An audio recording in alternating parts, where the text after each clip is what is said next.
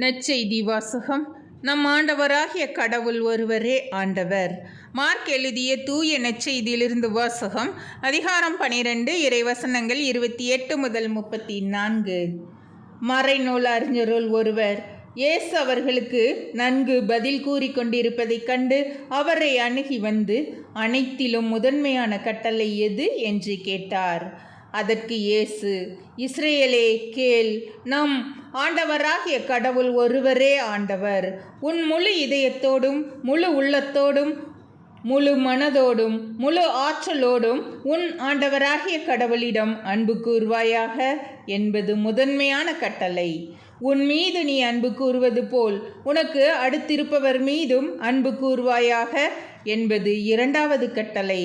இவற்றை விட மேலான கட்டளை வேறு எதுவும் இல்லை என்றார். அதற்கு மறைநூல் அறிஞர் அவரிடம், நன்று போதகரே, கடவுள் ஒருவரே, அவரை தவிர வேறு ஒரு கடவுள் இல்லை என்று நீர் கூறியது உண்மையே. அவரிடம் முழு இதயத்தோடும் முழு அறிவோடும் முழு ஆற்றலோடும் அன்பு செலுத்துவதும், தன்னிடம் அன்பு கொள்வது போல் அடுத்திருப்பவரிடமும் அன்பு செலுத்துவதும் எரிபலிகளையும் வேறு பலிகளையும் விட மேலானது என்று கூறினார். அவர் அறிவு திறனோடு பதிலளித்ததை கண்ட இயேசு அவரிடம், நீர் இறையாட்சியினின்று தொலைவில் இல்லை என்றார். அதன்பின் எவரும் அவரிடம் எதையும் கேட்க துணியவில்லை. ஆண்டவரின் அருள்வாக்கு. கிறிஸ்துவே உமக்கு புகழ்.